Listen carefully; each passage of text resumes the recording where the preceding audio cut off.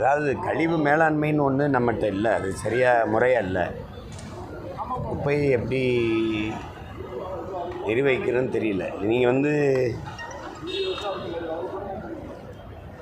அரிதினும் அரிதாக இயற்கையின் கொடையாக இருக்கிற ஏரிகள்லேயே குப்பையை கொட்டி மூடினதெல்லாம் இருக்குது. சென்னையில் பள்ளிக்கரணைங்கிறதுல ஒரு இயற்கையின் ஒரு அருங்கொடை, அது சதுப்பு நிலை ஏரி.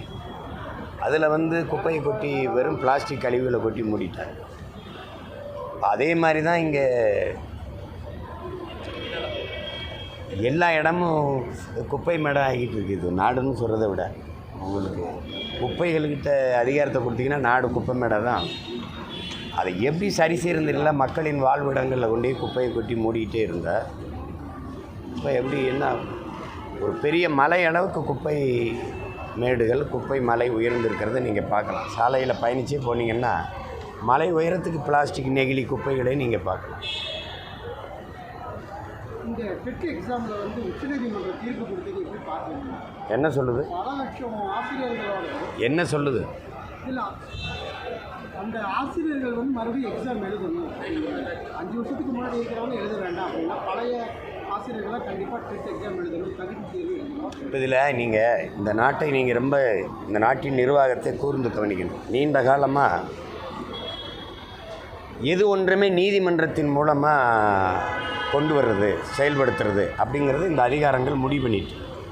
அப்படின்னா சட்டமன்றம், பாராளுமன்றம் எதுக்குங்கிற கேள்வி வருமா வராது. இப்போது நீட்டு தேர்வு எழுதணுமா வேணாமா, யார் முடிவெடுப்பா? நீதிமன்றம். கச்சத்தீவை மீட்கணுமா வேணாமா, யார் முடிவெடுப்பா? நீதிமன்றம். காவிரியில் எனக்கு தண்ணி கொடுக்கணுமா வேணாமா, யார் முடிவெடுப்பா? நீதிமன்றம்.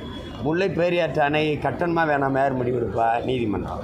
எது ஒன்றையுமே நீதிமன்றம் தான் முடிவெடுக்கும். அப்படின்னா இப்போ சட்டமன்றம், பாராளுமன்றங்கள் எதுக்கு? அப்போ மக்களாட்சிங்கிறது வெறும் சொல்லாட்சியாக தானே இருக்குது.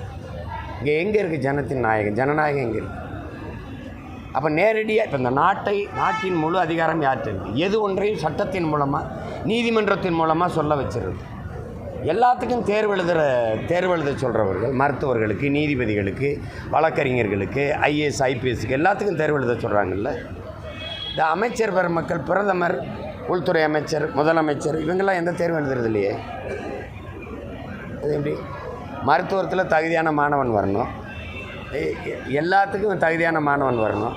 நாட்டை ஆள்றதுக்கான தலைவர்களுக்கு எந்த தேர்வும் இருக்கிறது இல்லையா? அது எப்படி? இதெல்லாம் யார் தீர்மானிக்கிறது? இந்த தேர்வுனால தகுதி கூடிரும்னு நீங்கள் எப்படி நம்புறீங்க? இப்போ